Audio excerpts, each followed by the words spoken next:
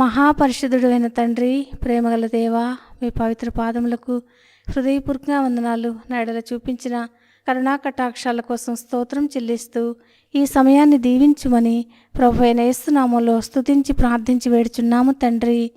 Amen. మార్చి 16 ఎడారిలో సెలయేర్లు అనుదిన ధ్యానమాలిక మన మేలు కొరకే.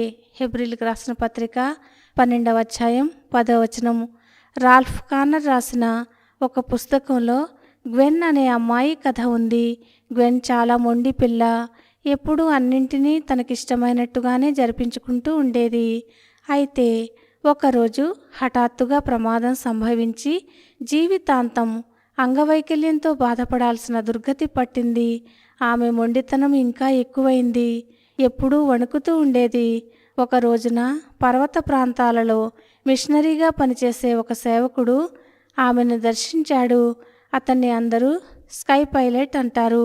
అతను ఆమెకు కొండ లోయల గురించి ఒక కథ చెప్పాడు. మొదట్లో అసలు లోయలే లేవు. అంతా సమంగా మైదానంలాగా ఉండేది. ఒకరోజు ఆ మైదానాల యజమాని షికారుకి వెళ్తూ ఉంటే అంతా గడ్డే కనిపించింది. పూల మొక్కలేవి అంటూ మైదానాన్ని అడిగాడు. అయ్యా, నాలో విత్తనాలు లేవండి అని జవాబు చెప్పింది మైదానం.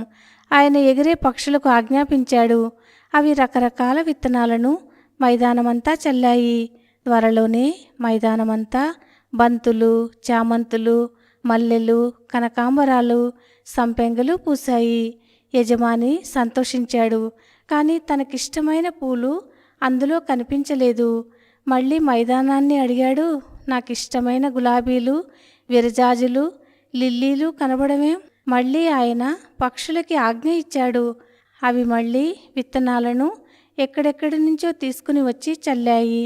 కానీ యజమాని వచ్చి చూస్తే మళ్ళీ తనకిష్టమైన పూలు కనబడలేదు. నాకిష్టమైన పూలు కనిపించవేం? మైదానం విచారంతో పలికింది. అయ్యా, ఆ పూలు బ్రతకడం లేదు. గాలి గట్టిగా వీచేసరికి అన్నీ వాడిపోయి రాలిపోతున్నాయి అంది. యజమాని మెరుపుకు ఆజ్ఞ ఇచ్చాడు. ఒక్క దెబ్బతో మెరుపు తీగె నేలను తాకి మైదానానికి మధ్యగా పెద్ద లోయను తయారు చేసింది. మైదానమంతా బాధతో అల్లాడిపోయింది.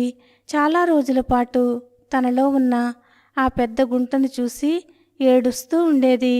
అయితే ఆ గాడిలోకి నదీ జలాలు పారాయి. ఒండ్రుమట్టి పుష్కలంగా దానిపై మేట వేసింది. మళ్ళీ పక్షులు విత్తనాలను తీసుకొచ్చి ఆ లోయలో వేశాయి. కొంతకాలానికి ఆ లోయలోని రాళ్ల మీద పచ్చగా తళతళలాడే నాచు పరుచుకుంది. నేలంతా పూల మొక్కలు మొలిచి అందాలు విరజిమ్మాయి. సూర్యకాంతిలో పెద్ద పెద్ద చెట్లు మొలిచి తలలెత్తాయి. ఎక్కడ చూసినా రంగురంగుల పూలు. ఆ లోయ యజమానికి అత్యంత ప్రియమైనదైపోయింది.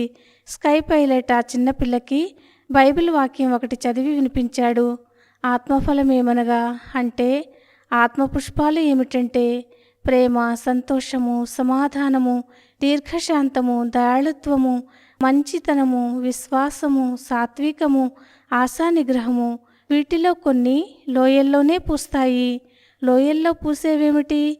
గ్వెన్ మెల్లిగా అడిగింది. పైలట్ చెప్పాడు. దీర్ఘశాంతము, సాత్వికము, మంచితనము, మిగతావి కూడా మైదాన భూమిలో వికసించిన లోయల్లో అయితే పుష్కలంగా పూసి పరిమళాన్ని దూర దూరాలకి వ్యాపింపచేస్తాయి. చాలాసేపు గ్వెన్ అలానే ఉండిపోయింది. ఆమె ఈ మాట అంటున్నప్పుడు ఆమె పెదాలు తీవ్రంగా వణికాయి. అయితే నా లోయలో పూలేమీ లేవు. అన్నీ కఠినమైన శిలలే. అమ్మా గ్వెన్, త్వరలో ఆ పూలన్నీ పూస్తాయి. నీ యజమాని వాటిని గమనిస్తాడు. మనం కూడా వాటిని చూడగలుగుతాము. మీ జీవితాల్లో లోయలేమైనా తటస్థిస్తే గుర్తుంచుకోండి. దేవుడు ఈ మాటలను దీవించునుగాక. ఆమెన్.